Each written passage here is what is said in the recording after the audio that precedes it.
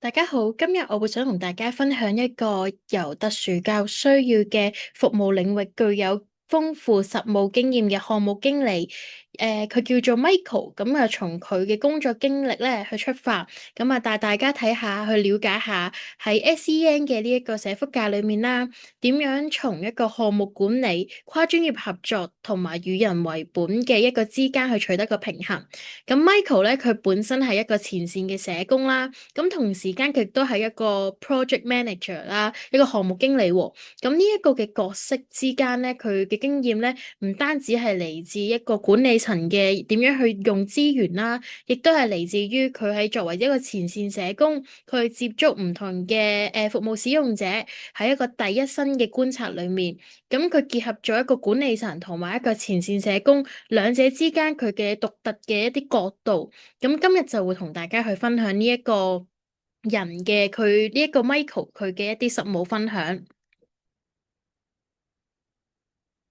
咁咧，今日最主要咧會圍繞住三個嘅層面去講啦。咁第一個咧就係 Michael 佢喺實務中咧經常會面對嘅一個項目運作嘅一個嘅問題啦。啊，到底應該點樣從零去建立一啲嘅資源網絡啊，制定一啲嘅服務流程，並且喺學校、社區場景裏面點樣去落地執行呢？咁另外第二個層面咧，就係一啲跨專業合作啦。喺一個社工、教育心理學家、職業治療師同埋一個學校老師之間，喺作為一個項目經理，應該點樣去協商啦、分工同埋去化解一啲唔同專業之間嘅觀點分歧咧？咁 Michael 佢都會去講一講嘅。咁第三咧就係一個角色嘅平衡啦。咁要分析當一個人同時去擔任項目經理啦，同埋一個前線社工嘅時候，咁點樣可以喺做到有效率之餘，又要以一個人本、以人為本嘅一個角度去出發，去作出抉擇同埋一啲嘅調整咧？咁 Michael 咧主要呢一次嘅分享咧，都會圍繞住呢三個嘅層面去講嘅。咁 Michael 嘅角色嚟睇咧，其實佢係一個項目經理啦，亦都係一個前線嘅社工。咁呢兩個身份之下，其實佢係一個雙重角色嘅身份嚟嘅，令到佢咧要負責一啲嘅資源分配啦、進度監控啦，同埋要對外去掃一啲嘅report 啊，去報告翻俾基金知道啦，亦都要俾機構知道而家嘅項目進度係點樣啦。咁同時間，因為佢係一個社工，咁佢亦都要係負責呢一個 project 入邊 recruit 咗嘅一班嘅學生啦，要去接觸佢哋啦，要處理個案同埋小組工作。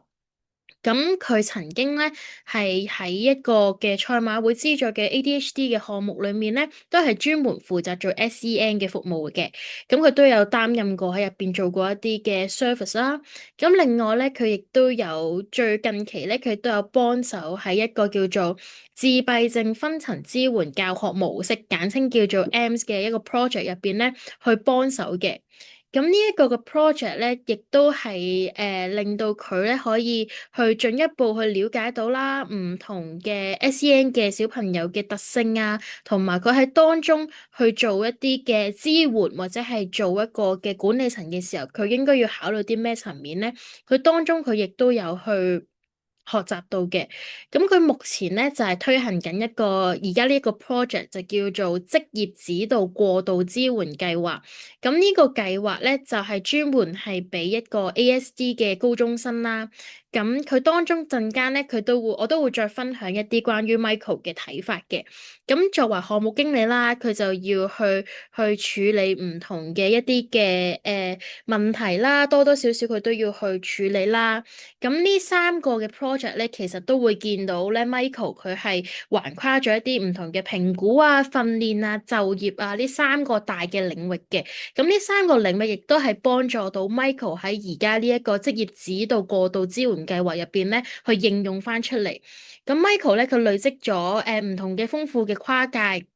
跨專業合作嘅經驗啦，咁同埋一啲資源整合嘅經歷，咁亦都可以用到喺今次嘅呢個 project 度嘅。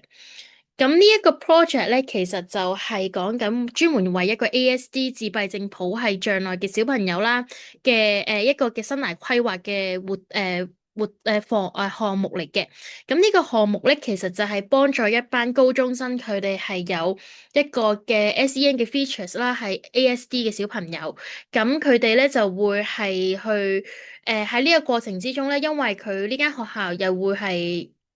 要求小朋友咧，因為係主流學校嚟嘅，咁佢會要求呢班嘅小朋友咧去繼續參加個 DSE 啦，去考試啦。咁但係同時間咧，其實大家都對於 ASD 呢班嘅小朋友咧，係對於佢哋嘅升學啊，或者佢哋嘅未來咧，其實係有啲擔憂喺度嘅。咁呢個活動咧，正正就係提供翻俾一班高中嘅一班 ASD 嘅學生啦，佢哋去了解翻自己嘅未來生涯規劃。咁呢一個嘅項目咧，其實佢係橫跨咗學校同埋社區兩個嘅大環境嘅。咁 Michael 咧，佢會由招募學校開始啦，跟住就會去到學生篩選，然後再去小組訓練，然後再有一個嘅工作模擬嘅場景咧，其實係俾呢一班嘅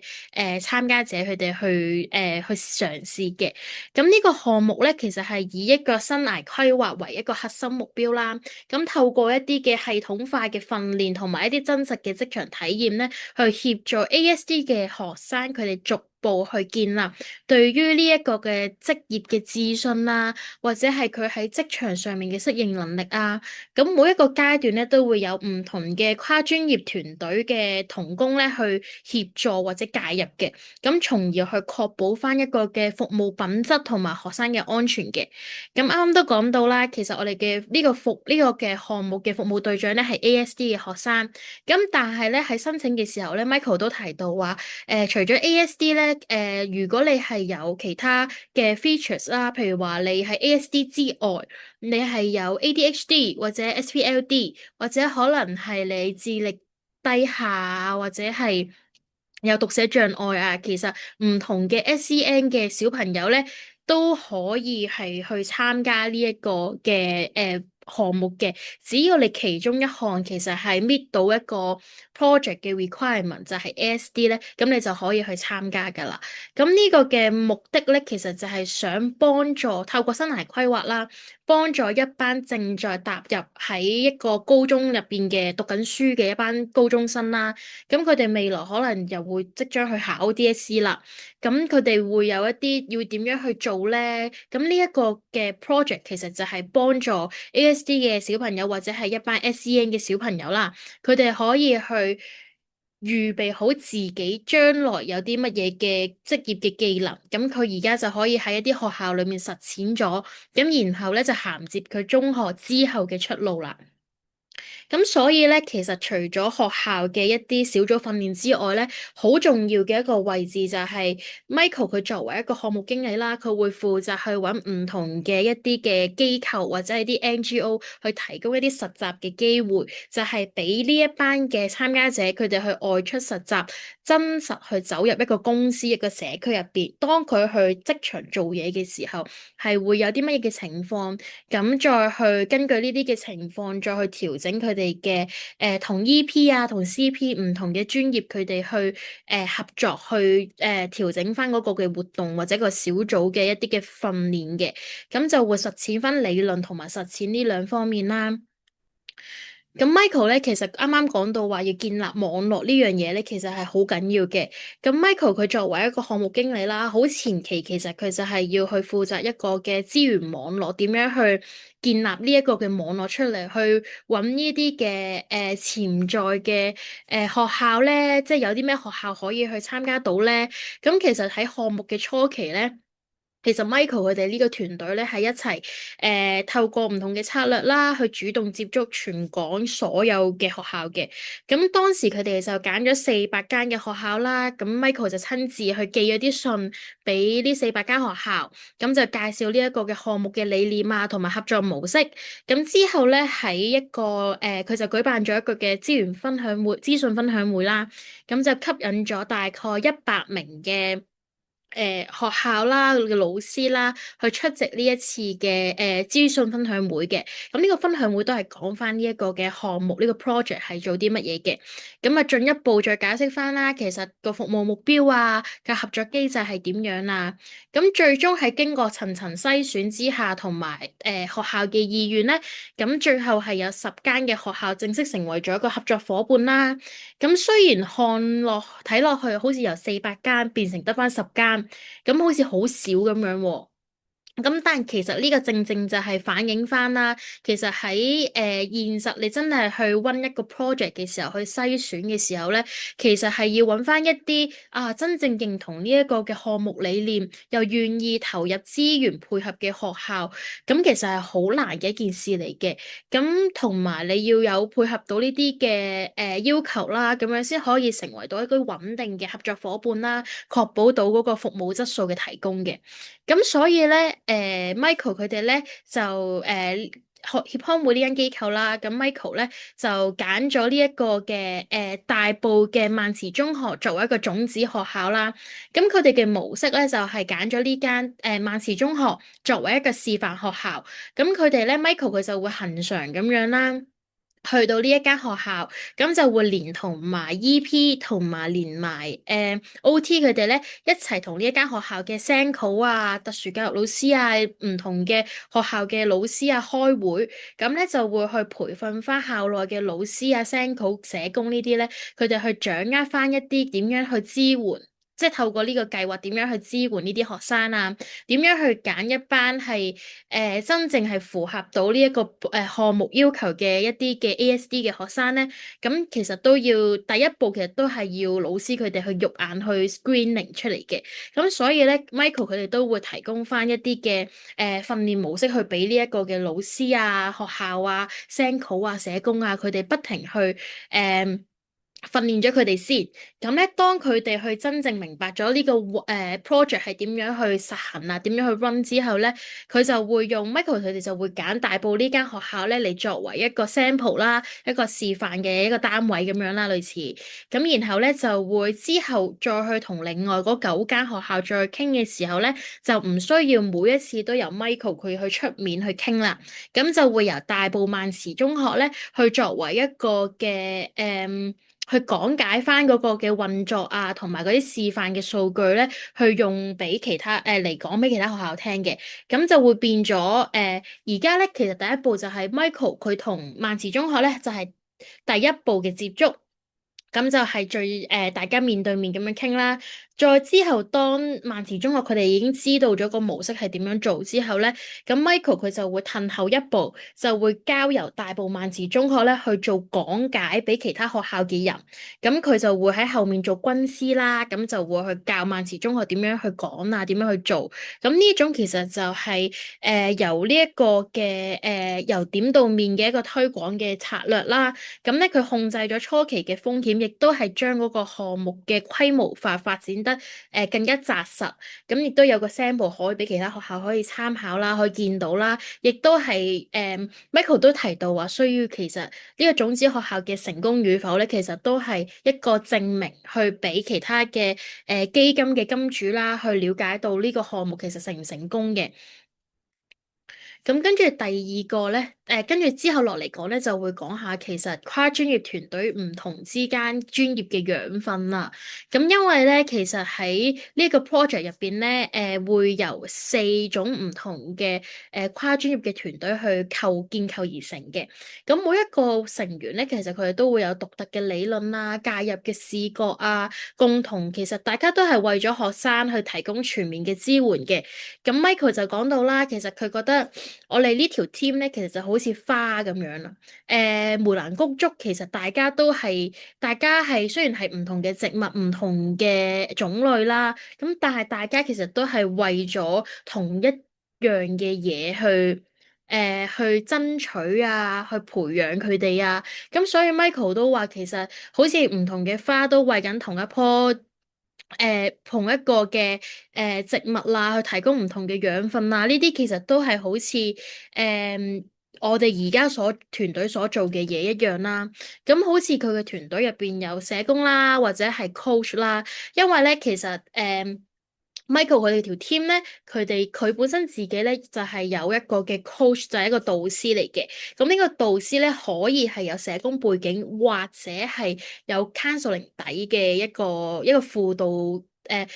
導出身嘅讀輔導出身嘅一個人啦，都得嘅。咁所以咧就喺呢一個方面就會有啲彈性啦，咁就符合翻佢一個嘅資源分配嗰個錢銀上面嘅一個嘅分配啦，咁就有0.5個，應該講話 part time 嘅 coach 係跟住 Michael 嘅。咁所以咧社工呢一度咧就會集中係講下佢自己啦，同埋係可能係同學校之間嘅溝通嘅。咁社工咧通常都要以人為本為核心噶啦，咁所以喺處理一啲嘅個案跟進啊，同埋家庭支援啊、情緒輔導上面咧，喺呢個 project 入邊其實係擔任咗學生同埋機構之間嘅橋梁，要確保到每一位學生嘅個別需要係要得到回應嘅。咁另外呢條 team 咧仲會有教育心理學家 EP 啦，咁佢就負責提供呢一個嘅評估啊。呢個人呢個小朋友到底適唔適合係參加我哋呢一個嘅項目咧？同埋喺呢一個嘅小組嘅設計上面，咁 EP 都會俾一啲嘅理論啊、依據啊，同埋評估一下呢一個嘅評分工具到底 work 唔 work 咧？有冇效咧？咁 EP 都會喺呢一個過程中做一啲嘅評估啊，咁樣嘅。咁另外咧，呢條 team 咧入邊都有 OT，咁佢就專注咧，其實係透過將一啲嘅任務去拆分，譬如話一個工作，其實我哋看似好簡單啦，咁但係喺 OT 嘅角度睇咧，咁職業治療師咧，佢嘅角度就會覺得啊，其實佢有好多個步驟要拆分出嚟嘅喎，咁咧佢就會去將一啲嘅複雜嘅一啲職場嘅技巧啦，去變成一啲簡單可以俾 ASD 嘅學生，可以一步步 step by step 咁樣去跟住做嘅，咁再喺一個實習嘅訓練裏面啦，去發揮翻嗰個嘅功效嘅。咁另外老師咧就係因為佢係最熟悉學校嘅運作啊，小朋友嘅情況啦，咁所以咧其實老師佢喺呢一個團隊入邊都好重要嘅。咁佢咧就要喺呢一個嘅活動呢個 project 入邊咧，其實老師都要有一定嘅參與率啦。咁佢要好似啱啱講嘅大埔萬慈中學咧。咁其實佢係嗰位老師一定要提供一位老師咧，佢係要全程參與晒成個project 嘅一啲訓練啊、項目啊咁樣嘅，咁佢先可以有效咁樣同學校嘅學生佢哋有銜接啊呢啲啦。咁所以咧呢個老師喺呢個團隊入邊其實都好重要嘅。咁但係呢個老師就係指緊可能係學校嗰邊嘅老師啦。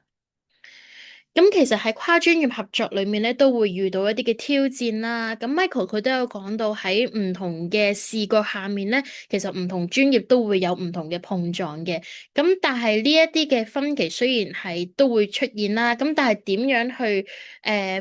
合理化或者係將呢啲嘅分歧變成一啲嘅動力咧，其實都係 Michael 佢喺一個項目管理上面嘅一啲，佢都會認為一啲核心嘅功課係俾佢嘅一啲功課嚟嘅。咁好似啦，曾經其實喺呢個 project 入邊啦，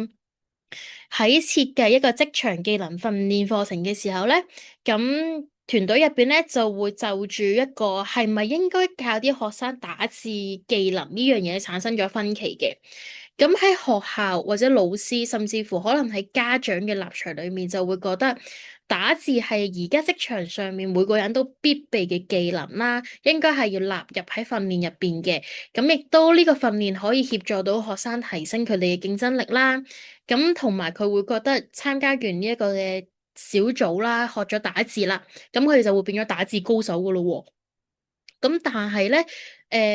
咁當然社工佢見到學校有呢個要求，咁佢就會想可能就住呢啲要求去設計多啲嘅打字小組啊，或者係多幾節係教打字啊，點樣去做啊呢啲啦。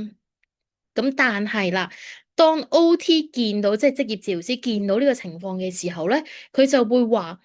其實考慮到其實打字呢樣嘢咧，其實我哋看似係一個好簡單嘅步驟啦。咁但係其實對於 ASD 嘅小朋友嚟講，其實呢個係一個好複雜嘅事情嚟嘅。將打字呢樣嘢其實拆分咗做觀察、執行，中間其實佢係仲有好多個步驟。簡單一個打字，其實會變成可能係50幾個步驟都有可能㗎。咁所以如果係考慮到學生佢哋嘅動作協調啦，同埋佢一啲嘅執行上面嘅能力咧，其實 OT 咧佢係建議將一啲簡化嘅任務去替代咗打字呢樣嘢嘅。咁譬如話好似過膠咁樣呢啲嘅重複性嘅動作，其實都係需要佢哋去學習嘅。而當然唔係揾一啲求其揾一樣嘢嚟代替打字啦。咁喺一個現實需要底下，其實過膠呢樣嘢其實佢哋都需要學習。但係呢樣嘢咧就會更加容易去令到 ASD 嘅學生啦嘅參加者咧，佢哋可以去執行到，亦都可以增加佢哋嗰個嘅成功感啊。咁所以咧，其實看似其實係一個好簡單嘅決定，但其實背後會見到教育嘅目標同埋治療嘅取向係會有一啲差異性喺度嘅。咁老師佢哋會着重於可能一啲嘅技巧啊，或者係佢哋將來會需要用到嘅呢啲嘢。咁但係 OT 咧，佢哋喺而家嘅能力限制之下咧，咁當然因為個節數都有限制啦，小組節數。咁 OT 就會着重喺而家能力嘅適配上面係點樣去做啦。咁所以 Michael 咧喺呢面對住唔同嘅專業觀點嘅差異嘅時候咧，咁其實佢就要將呢啲嘅分歧去慢慢去解決啦，避免變成一個衝突。咁佢就需要定期有一啲嘅 team meeting 啊，有一啲跨專業合作嘅一啲meeting 一啲會議啦，令到每個成員都有機會去表達自己嘅專業判斷。咁最後其實大家嘅協商嘅結果咧，都係以學生最佳利益為依歸嘅，即係以共同出發點為以學生為共同出發點啦。咁就揾大家都可以接受到嘅一啲方案去做。咁喺呢一個嘅專業分工落實上面咧，EP 主要就負責小組評估啦，OT 就會負責一啲嘅實習嘅訓練，社工就會跟進個個案，咁各司其職。咁咧其實跨專業合作咧，唔係話要消除任何嘅分歧，而係喺分歧之中咧去學習唔同嘅理論，大家都有啲依歸啊，有啲框架啊。咁其實大家呢一次嘅跨專業合作，其實都係互相合作嘅一個契機嚟嘅。咁另外咧，Michael 因為佢都係個管理者啦，咁作為一個管理者同埋一個前線社工，佢之間嘅角色分歧應該係要點樣咧？咁其實好坦然面對到一個情況就係，作為一個嘅管理者啦，咁其實佢係要睇住嗰個嘅錢，睇住嗰個嘅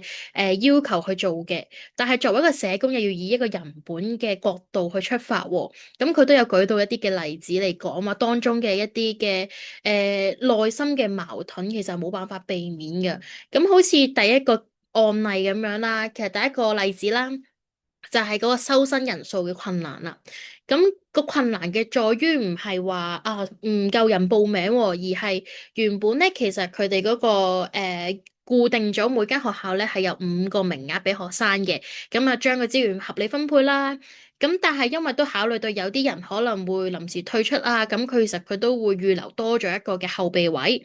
咁去到真係實行嘅時候咧，有啲學校咧就直接就可能話啊收6個學生啊，咁交翻個數俾阿 Michael 嘅時候，佢就發覺啊真係冇諗到會真係會用埋最後嗰個後備位嘅喎。咁其實如果喺管理者嘅角度，佢就會覺得咁本身寫5個人噶嘛，咁如果超出咗原本嘅名額，咁資源要攤薄咗，或者可能要用多咗資源啊，多咗一個人。咁佢就覺得可能會影響到服務質素啦，咁亦都可能要同資金去同基金會嗰度解釋呢啲嘅問題咧，其實就會直接在於管理者角度就會唔得噶啦，我唔可以俾多一個人出現。但係在於社工嘅角度，佢就會覺得其實第6個學生或者可能呢6個學生，其實佢每個人都係有真實嘅需要，可能佢能力會比較弱，每個學生嘅能力都好弱，咁佢都好需要呢啲嘅幫助，呢啲嘅訓練。咁佢冇辦法去拒絕任何一個人，冇辦法去拒絕佢放棄改變呢個人生軌跡嘅機會啦。咁所以咧，其實佢最後喺呢一個嘅掙扎之下咧，佢就決定其實增加一個名額，而佢需要向基金會去解釋翻，有提供翻啲證據啦。咁佢就話，因為根據之前咧嘅經驗啦，因為前一年嘅經驗咧就係講話。學生咧其實係會有 drop out 嘅風險，突然之間退出啊呢啲嘅風險嘅。咁所以咧佢就從一個嘅數據上面啦，即係要做 research 噶嘛，從一個數據上面啦，從一個嘅成本效益上面啦，咁佢就覺得同基金會就會解釋啊，不如都將第六個呢個學生就納入一個後備嘅一個選項。但係最後如果嗰個數據咧其實係 fail 唔 fail 咧，咁都最後再去喺 evaluation 嘅時候再決定啦。咁第二個例子咧就係、其實喺呢個原本嘅項目設計上面咧，佢係要學生去獨立完成一啲外出嘅實習嘅。咁但係真係執行嘅時候，有一啲嘅學生可能喺陌生嘅環境會出現一啲嘅情緒或者行為嘅困難啦。咁特別係有啲 ASD 嘅學生特別能力較弱嘅，咁可能佢喺呢一個外出實習嘅時候會有啲困難。咁所以喺管理者角度睇咧，佢就會覺得一對一嘅支援隨行其實係會增加咗人手嘅成本啦，超出咗個 budget 嘅預算啦。咁但係喺社工嘅角度就會覺得啊，其實欠缺咗呢一啲嘅支援之下，學生係個安全風險係好大噶喎。如果有啲咩事，其實個結果係遠比嗰個超出嘅支出係嚴重嘅。咁所以 Michael 佢就建議啦，去調整呢一個一對一嘅人手安排啦，去重新劃分啦。即使超出咗個成本咧，佢都會將佢壓縮喺可接受嘅範圍裡面啦。咁喺個結果裡面個報告入邊咧，如實去透露嘅。咁 Michael 就認為啦，其實項目經理嘅核心職能咧，就好似個監製咁樣。咁佢監製未必可能每場戲都要去執行啦，咁但係佢要確保每一個環節都係順利通過嘅。咁佢要協調各方啦，分配資源啦，控制風險啦，令到前線人員咧可以專注喺職業服務度嘅。咁佢會有唔同嘅一啲 subgroup 啦，好似佢會有大 group 就係一啲行政層面上面啦，同一啲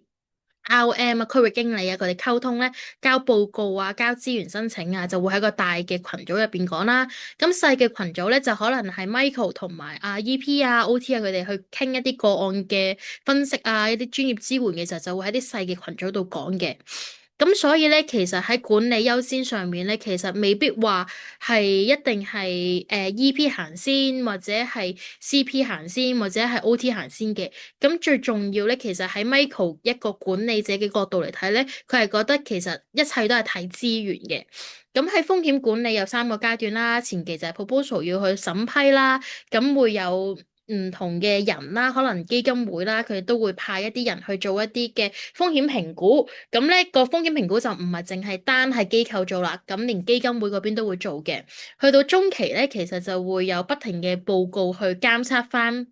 呢個 project 其實係咪真係 work 㗎，係咪可行㗎？咁如果中間有啲突發嘅情況處理咧，咁佢哋成條 team 咧，其實就會即時處理嘅，而唔係話有一個問責制去推卸任何一個責任啦。咁佢哋嘅合作機構，即係啱啱講到嘅實習嘅合作機構嘅原則咧，佢選擇嘅原則咧就係、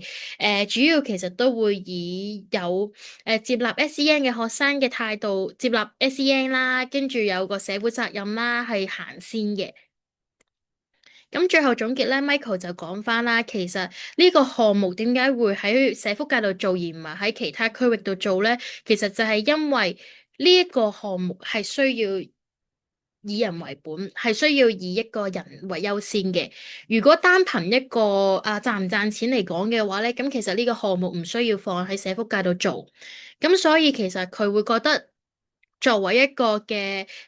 社會資本，將分散嘅資源，例如學校、機構、僱主、專業人員，整合做一個有能夠可持續嘅一個服務嘅生態系統咧，其實係好重要嘅。咁另外，佢覺得跨專業合作嘅價值唔係在於去消除彼此嘅差異啦，而係透過結構化嘅協商啦，令到唔同嘅專業都見到大家嘅優點啊，互補不足啊，共同去服務學生嘅多元需要為主要嘅。咁社工嘅價值咧，或者社工嘅人本價值觀咧，其實係管理決策嘅根基啦。咁管理工具咧，其實係實踐社福理念嘅一個手段啦。兩者其實係相輔相成而唔缺一不可嘅。咁所以咧，其實唔同嘅專業就好似唔同嘅花啦。學生就係嗰盆花入邊嘅植物，我哋會提供唔同嘅養分，一齊去齊心合力幫助學生茁壯成長嘅。咁呢個就係 Michael 佢對於項目經理同埋前線社工呢兩者之間嘅一個睇法，一個嘅觀點。咁好多謝咁多位。